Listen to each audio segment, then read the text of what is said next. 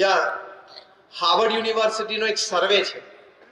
એ સર્વે લોકોએ હાર્વર્ડ યુનિવર્સિટીમાંથી લગભગ 110 દેશોમાં કરેલો, 1 લાખ પરિવારમાં કરેલો, caste, creed, colour, religion, nationality across. અને લગભગ 8 વર્ષ આ સર્વે ચાલેલો.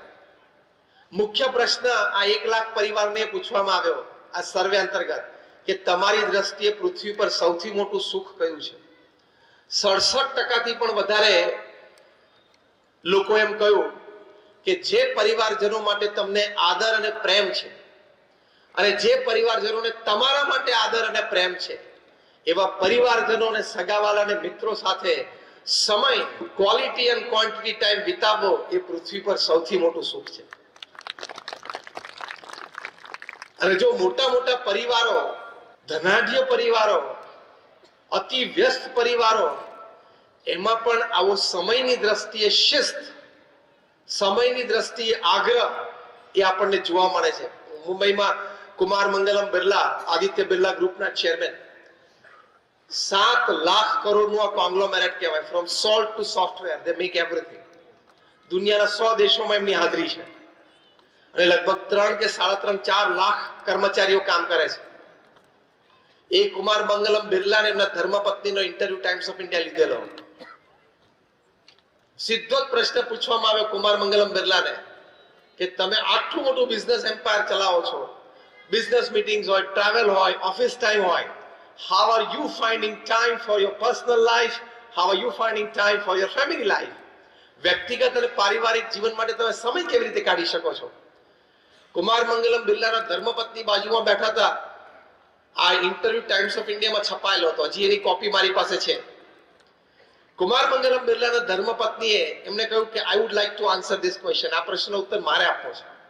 અને બોલ્યા કે અમારા બિરલા પરિવારમાં, હવે સાંભળજો, અમારા બિરલા પરિવારમાં રિવાજ છે કે રાત્રે 8 વાગે બધાએ ડાઇનિંગ ટેબલ ઉપર આવી જ જવાનું.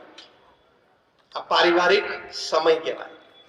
એટલે તરત પહેલા પત્રકારે પૂછ્યું કે ઇવન કુમાર મંગલમ બિરલા, એટલે કે આ પોતે પણ? તો કે of course he is a family person.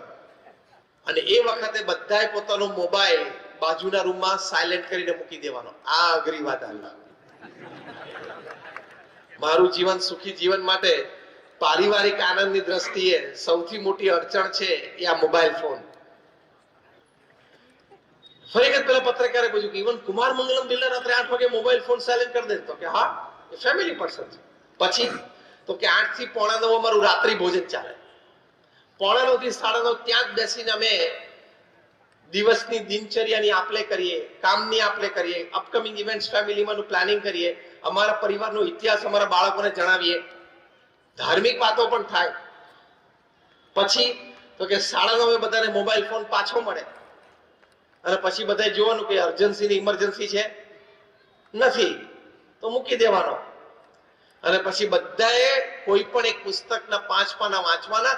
કારણ કે રોજ રાત્રે જમ્યા પછી અમે બેસીએ ત્યાં બધાએ પોતપોતે જે પુસ્તક વાંચતા હોય એના 5 પાના નવા વાંચ્યા હોય એની વાત કરવાની. એટલે અમારા પરિવારમાં દર મહિને દરેક વ્યક્તિ એક પુસ્તક વાંચે છે અને બીજા 4 પુસ્તકોનો સાર મેળવે છે. આ મારું જીવન સુખી જીવનનું એક અંગ છે. તમે રાત્રે 12 વાગ્યા સુધી 12:30 સુવા જાય ત્યાં સુધી મોબાઈલ ચાલુ રાખે, ડેટા ચાલુ કરે, વોટ્સએપ ચાલુ કરે. આ લાલ અને લીલું બટન છે ને, એ તમારી આખી જિંદગીનો પૂરો સમય ખાઈ જાય કે એનામાં તાકાત છે? હા કે ના? લાલ બટન એટલે શું ખબર પડી? યુટ્યુબ. અને લીલું બટન એટલે શું ખબર પડી? વોટ્સએપ. આ બંને બટનમાં બધાને અનુભવ છે. એકવાર તમે લાલ બટનને અડો પછી અડધો ફૂટ જ દૂર હોય પણ બીજી અડધા કલાક જતી રહેશે કે નહીં? આમ ક્યાંય લઈ જાય તમને. ત્યાં આટલો બધો સ્ક્રીન ટાઈમ મૂર્ખામી છે. હમણાં આપણા માનનીય પ્રધાનમંત્રી શ્રી નરેન્દ્રભાઈ ગયા વર્ષે લગભગ જ્યારે વિદ્યાર્થીઓ સાથે એક વાર્તાલાપમાં હતા ત્યારે બહુ સરસ એમણે પોતાનો એક વિચાર રજૂ કર્યો કે આટલો બધો સ્ક્રીન ટાઈમમાં આપણે લોકોને જોઈએ છે, એટલો જ સમય આપણું વ્યક્તિત્વ એને વિકસાવવાનો પ્રયત્ન કરીએ તો આપણે પણ એના જેવા થઈ જઈએ. બહુ સરસ એમણે વિચાર વિદ્યાર્થીઓના કુબડા મનમાં મૂકેલો. Average Indian spends 3.5 hours on screen.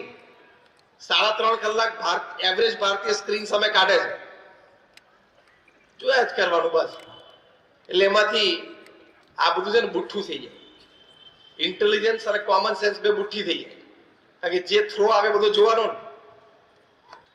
એટલે આ બે બટન છે ને આપણી જિંદગીનો આખો સમય ખાઈ જાય ને એટલી બધી એનામાં તાકાત છે.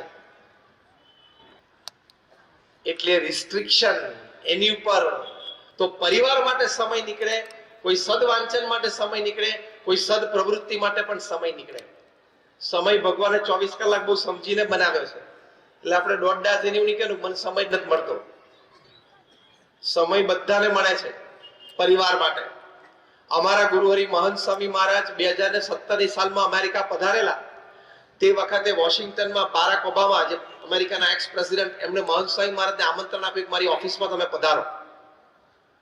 2017માં તો એ પોતે પ્રેસિડેન્ટ હતા નહીં, 2008 થી 2016 હતી એમની બે ટર્મ હતી, અને લોયર તરીકે ત્યાં પ્રેક્ટિસ કરતા હતા. મહંત સ્વામી મહારાજ વોશિંગ્ટન ડીસીમાં બારાક ઓબામાને ત્યાં એમની ઓફિસે પધરામણીએ ગયા. 2017ની વાત.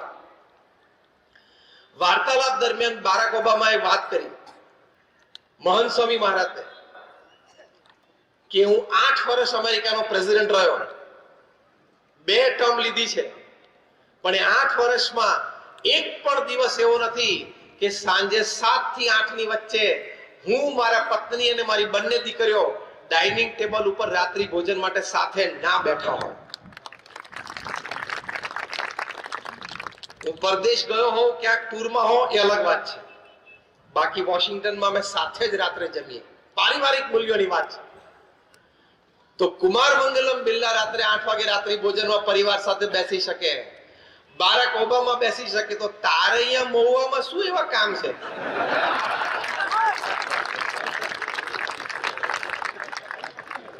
કે તું રાત્રે 9 વાગે અને 10 વાગે અમથાટા મારે?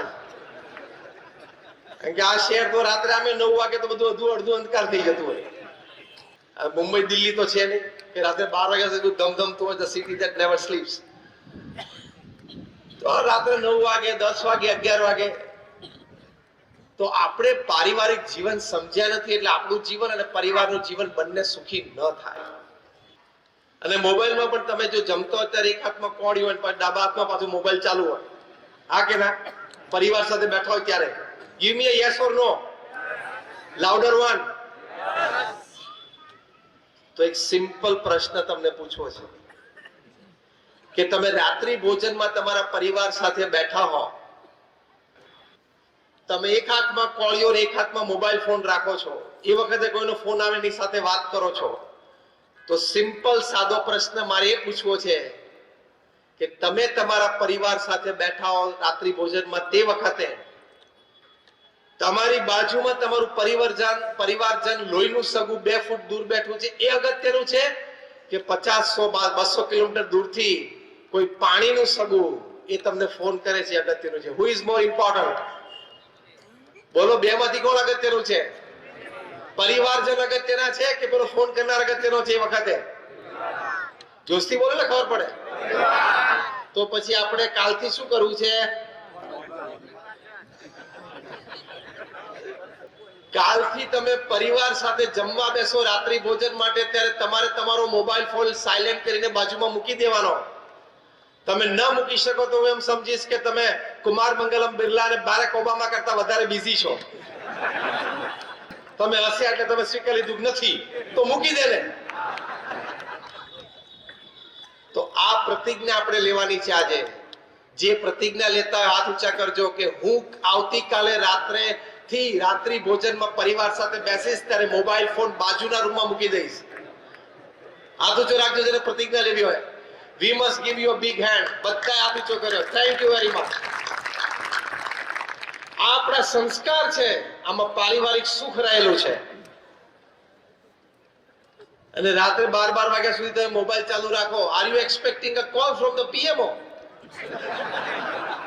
પ્રધાનમંત્રી કાર્યાલયમાંથી ફોન આવે એની તમે અપેક્ષા રાખો છો કે મને ઘણા બધા પ્રશ્નોની ઘણી બધી માહિતી છે, આપણી પાસે 2-4 સારા વિચારો છે, કદાચ ત્યાં કોઈકને ખ્યાલ આવે ને રાત્રે પ્રધાનમંત્રી કાર્યાલયમાંથી 12 વાગે ફોન આવે, તમે તાત્કાલિક કાલ સવારે 10 વાગ્યા સુધીમાં દિલ્હી પહોંચો અને એક જોઈન્ટ પાર્લામેન્ટરી કમિટી જેપીસી ગોઠવાય છે, એમાં તમને મેમ્બર તરીકે લેવાના છે. એ અપેક્ષા રાત્રે 12 વાગ્યા સુધી ફોન ચાલુ રાખો છો? એમની પાસે આપણી જેવા 140 કરોડ છે, ખબર છે ને? અને જેને બોલાવાના હોય છે એને બોલાવી લેશે, કોકને ઈડી દ્વારા, કોકને સીબીઆઈ દ્વારા, જેના દ્વારા પણ. બીજા આપણે કાલ સવારે 8 વાગે દુકાન ખોલવાની, ખબર છે ને? આપણે પ્રધાનમંત્રી કાર્યાલયમાંથી ફોન આવવાનો. બસ. અને સવારે ઉઠીને પણ પાછો પહેલો મોબાઈલ જોવે. જીવન સુખી થાય જ નહીં, સારા વિચારો આવે જ નહીં, સારી ભાવનાઓ પ્રગટ થાય જ નહીં, સારી ક્રિયાઓ થાય જ નહીં. સિદ્ધાંત છે. સવારે ઉઠીને પાછો મોબાઈલ ચેક કરે, ડેટા ચાલુ કરીને, વોટ્સએપ ચાલુ કરે, આમ દોડ મેસેજ આવે એટલે ખુશ થઈ જાય કે 30 ચેટ અને 55 મેસેજ છે. અને પછી ખોલ, એમાંથી 99% ગુડ મોર્નિંગ ના ફૂલડા હોય. એમાંથી એક ફૂલડું તમને પાછું ગમે એટલે એનું શું કરો? ખબર તો બધાને છે, કારણ કે એમાંથી એક ફૂલડું તમે આગળ બીજા ગ્રુપમાં છોડો એટલે મહુવાથી એ ફૂલડું જાય અમદાવાદ, અમદાવાદથી જાય મુંબઈ બીજા દિવસે, ત્રીજા દિવસે મુંબઈ થી દુબઈ કે લંડન જાય, ચોથા દિવસે લંડન થી ન્યુયોર્ક જાય, પાંચમા દિવસે ન્યુયોર્ક થી નૈરોબી આવે, છઠ્ઠા દિવસે નૈરોબી થી પાછું બોમ્બે આવે, અને સાતમા દિવસે મુંબઈ થી પાછું ખાલી જગ્યા બધાય પર દીધી.